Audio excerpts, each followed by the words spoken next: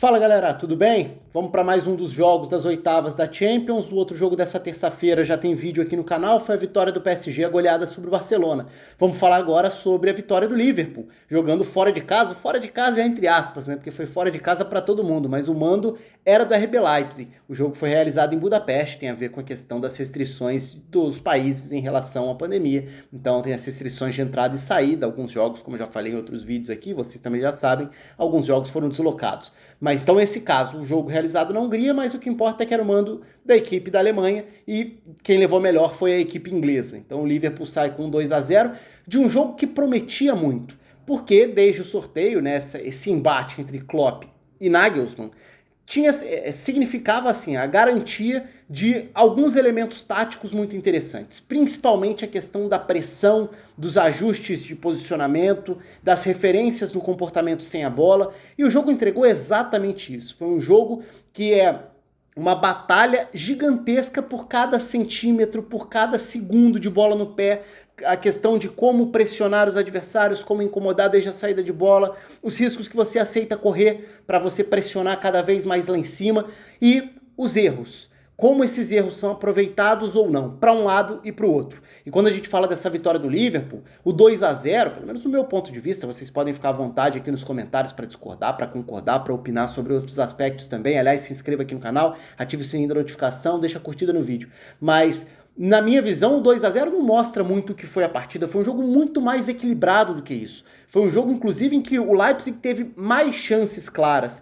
Em especial no segundo tempo, que é exatamente o período do jogo em que o Liverpool constrói o placar, com 2 gols próximos e 2 gols que nascem de falhas graves individuais. E aí está a questão de como os erros podem castigar. E foram importantes, foram decisivos. Porque num jogo de enorme risco, de enorme agressividade no comportamento sem bola, na marcação, de dois times que tentam acelerar o jogo e que querem castigar exatamente assim, forçando erros, recuperando, atacando em profundidade, marcando com defesas altas e ao mesmo tempo permitindo campo às costas da linha de defesa, porque não dá para fazer as duas coisas ao mesmo tempo. Então, era fato que seria um jogo que teria um pouco de tudo isso, dessa marca tática, e o Liverpool levou a melhor com falhas grosseiras, né? Erros, o primeiro do Sabitzer ser um passe para trás que acabou virando um passe para o Salah, uma assistência contra praticamente, e depois a falha feia do Mukiele na matada de bola, numa bola alta, numa bola que veio para, não era nem para dividir pelo alto, mas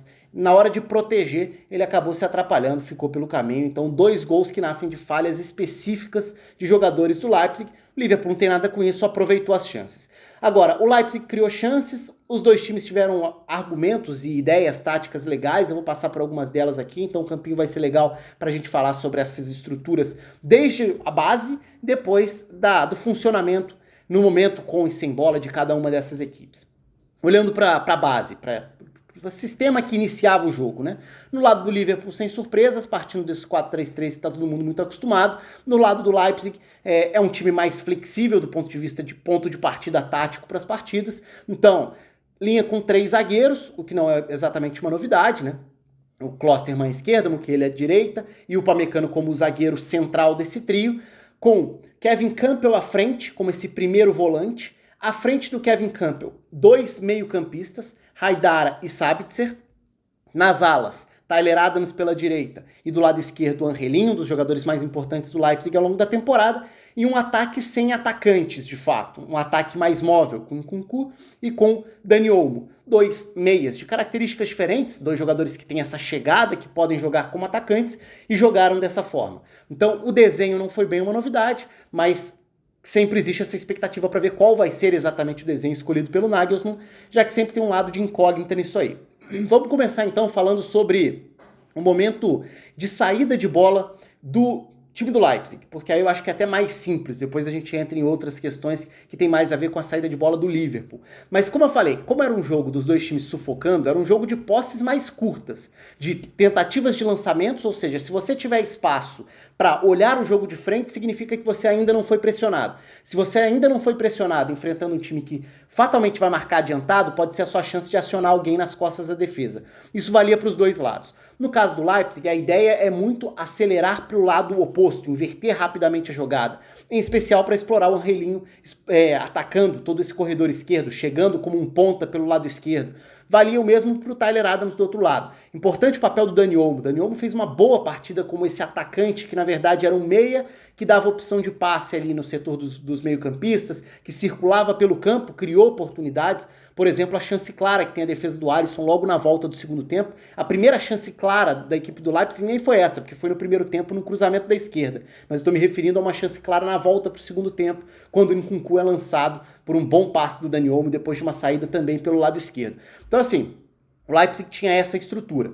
E como que o Liverpool se adaptou? De que forma foi diferente o posicionamento do Liverpool? Não foi nada tão diferente do que a gente está acostumado a ver, mas foi importante o papel do Firmino. Principalmente o papel do Firmino para iniciar a marcação. Então o Liverpool naturalmente ia pressionar lá em cima, mas não necessariamente pressionando os três zagueiros do Leipzig no momento da saída de bola. Então os atacantes de lado, esses sim, pressionavam os zagueiros pelos lados. O Mukiele, zagueiro pela direita, tinha marcação do Mané. Do outro lado, o Klosterman, zagueiro pela esquerda, tinha marcação do Salah. O Upamecano por dentro não necessariamente tinha essa primeira marcação. A primeira ideia do Liverpool era outra. Era usar o Firmino para tirar a opção de passe para o Kevin Campbell, que é um motorzinho, que é um termômetro da distribuição. Ele sabe dizer, né? Dois jogadores importantíssimos no funcionamento coletivo dessa faixa central do Leipzig, em qualquer que seja o sistema de jogo. Mas dessa vez o Firmino tinha um olhar muito específico, inicialmente prestando atenção em tirar a opção de passe para o Campbell, e mesmo que para isso deixasse o Upamecano receber livre do Gulaxi na saída de bola,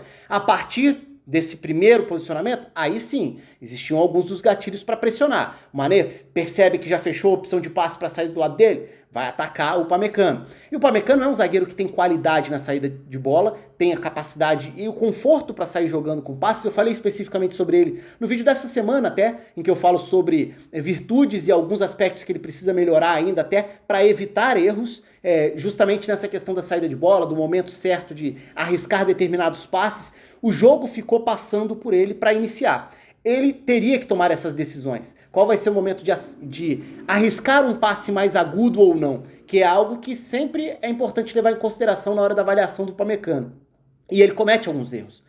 Aliás, o Leipzig comete alguns erros já no primeiro tempo. Erros que não são castigados com gols, como aconteceria na segunda etapa, mas o Klosterman tem uma saída errada, o Upamecano tem alguns passes errados, alguns passes ruins na fogueira, deixando o Leipzig com a posse de bola em risco ali, ou até perdendo a posse de bola no momento em que o Liverpool estava pronto para recuperar e atacar. Então não foi uma partida segura nesse aspecto da saída do Leipzig. E isso tinha a ver já com essa primeira marcação do Liverpool, que começava tirando ou reduzindo a participação do Kevin Campbell. E do outro lado, e quando falei sobre quais eram as ideias do Leipzig, tentando acelerar com o Angelinho, tendo o Dani Olmo flutuando, mas e quando o Liverpool começava essa saída de bola? Pressão, sufoco também do Leipzig para tentar encaixar essa marcação. E esse encaixe vinha a partir de Dani Olmo e Nkunku, os dois atacantes dentro dessa formação, iniciando a pressão em cima dos zagueiros, Kabak e Henderson. E os alas pressionando lá em cima. Então eles subiam alternadamente, né, no setor da bola, eles subiam pelo lado que o Liverpool saísse, o ala estava lá marcando como um ponta, marcando a saída de bola do lateral. Então era o Angelinho subindo para marcar e para pressionar o Alexander-Arnold, do outro lado era o Tyler Adams subindo para pressionar a saída de bola com o Henderson. Aos poucos, cada vez mais, o Wijnaldum foi recuando para ser essa opção de passe por dentro. E com ele o Haidara virou um jogador que se descolou dessa dupla de meio-campistas à frente do Kevin Campbell para virar quase como se ele fosse um 10 ou até o 9. Ele era o jogador que marcava na faixa central a opção de passe para pressionar o Wijnaldum por ali. E o que o Liverpool começa a fazer? Rodar os jogadores de meio campo para tentar atrair cada vez mais gente da marcação do Leipzig. Vai sair pressionando? Ok, o Liverpool não vai se livrar da bola, mas o Liverpool tinha passe em profundidade, com jogadores extremamente perigosos, e aí vem o risco dessa estratégia da agressividade do Nagelsmann com o Leipzig. Você vai tentar sufocar, vai pressionar com todo mundo no campo de ataque. Ok, faz parte do jogo. Como qualquer estratégia, tem seus pontos positivos e seus riscos. O Leipzig subia para pressionar, isso significava que lá atrás, Salah e Mané estavam prontos para atacar os espaços. Então eram caras extremamente rápidos, os mais avançados do Liverpool inclusive, e aí eu vou falar do momento do Firmino do Liverpool com bola, mas os mais avançados, Salah e Mané, prontos para essa velocidade. E aí, qualquer lançamento poderia deixar exposta a defesa do Leipzig, justamente porque seria o cenário que acaba provocando erros depois. E a gente olha e vai falar dos erros, naturalmente tende a olhar e falar, pô, mas tudo erro individual. De fato, foram erros gravíssimos os erros individuais. Mas a estratégia do jogo passava por expor os zagueiros o tempo inteiro contra essa possibilidade. Diante de atacantes que são incômodos porque pressionam, porque correm, porque arrancam com a bola, porque recebem passes em profundidade. O Leipzig sabia disso quando adota essa estratégia, mas adotou. E à medida em que Curtis Jones e Thiago vão voltando para fazer essa saída de bola, o Leipzig vai precisando achar formas de encaixar. Então, o Sabitzer que subia para marcar próximo do Haidar eram os dois meio-campistas. Mas e o Kevin Campbell nisso? Ele marca o Firmino ou ele sai para pegar o outro meio-campista e deixa o Upamecano como o outro zagueiro que vai ficar no mano a mano contra o Firmino. Mas o Firmino não era exatamente o 9. O Firmino começa a se deslocar justamente para dar opções de passe. Ora retornando na zona dos volantes para dar opção de passe iniciar a saída de bola, ou caindo pelos lados ali para quebrar justamente esse setor do campo. Então era um Liverpool que era pressionado, não tinha moleza na saída de bola, mas poderia gerar uma situação de gol numa eventual bola mais longa, num lançamento, num passe que encaixasse e entrasse, por exemplo, para um Thiago, para um Curtis Jones, para um Firmino. Não que o Liverpool não tenha corrido riscos, o Liverpool também cometeu erros de saída de bola, perda de bola em situações e em locais perigosos, mas que o Liverpool conseguiu evitar muitas vezes que virassem situações claras de gol para o Leipzig. Mas aí eu volto para aquele ponto inicial. Não é que o Leipzig não tenha criado chances, porque teve no início do jogo a chance clara do cruzamento, no início do segundo tempo a chance clara com o Nkunku parando no Alisson, depois, já do resultado construído, tem chance clara com o Angelinho, no final do jogo tem chance clara com o Hwang Hee-chan, que entrou também, e aí o cenário do final do jogo já é um Nagelsmann que altera as peças, não muda exatamente o sistema, mas muda a função de alguns desses jogadores. No final da partida, aí a gente pode até olhar como um último desenho, o Orban entrou para ser esse zagueiro pelo lado direito, o Sabitzer foi recuado para ser o mais recuado, o primeiro volante, né? O mais recuado dos meio-campistas, porque agora os dois meio-campistas, na verdade, eram os atacantes do início do jogo, Nkunku e Dani Olmo. Ainda com velocidade pelos lados do campo, com o Angelinho atacando uma ponta, com o Tyler Adams atacando a outra, mas agora com dois atacantes de fato, o Poulsen e o Hwang Hee-chan. E é justamente um passe do Adams em profundidade, nas costas do Henderson, no finalzinho, já nos acréscimos, que tem a última grande chance do Leipzig, que foi do Hwang Hee-chan, que poderia ter colocado o Leipzig mais vivo dentro do confronto. Então, como eu falei, assim, o 2-0 um excelente resultado para o Liverpool. É claro que encaminha a classificação, é claro que é um resultado extremamente relevante, mas a história do jogo em si é muito definida por detalhes. Detalhes que ficaram muito evidentes em falhas individuais, em erros grosseiros individuais mesmo, em felicidade de dois jogadores do Leipzig, sabe, ser um dos mais importantes do time inclusive, o outro do Mukiele, e o Liverpool castigou. O Leipzig criou chances, até em jogadas trabalhadas, mas não conseguiu converter. E no final poderia ter saído com um resultado melhor, porque o jogo foi muito mais equilibrado, difícil, pegado, de pressão, de estratégia, de tática, do que o 2-0 leva a entender, parecendo que o Liverpool foi superior ou que teve relativa tranquilidade. Isso não aconteceu. Foi um jogo duríssimo e muito interessante, como era de se esperar, né? Era um confronto entre Nagelsmann e Klopp, certamente teria esses componentes táticos, a flexibilidade, as funções e os sistemas diferentes que o Nagelsmann estabelece para os seus jogadores, para o desenho que o time opta por jogar. Um Klopp, que é um treinador, que é uma referência nessa capacidade de pressionar e de jogar num nível altíssimo, num ritmo elevadíssimo de intensidade. O jogo teve tudo isso. E diante de tudo isso, os erros falaram mais alto e custaram muito caro para o time da Alemanha. Vamos esperar para ver o jogo da volta. Quero saber o que vocês acharam. O espaço está aberto para os comentários. Um abraço e até a próxima.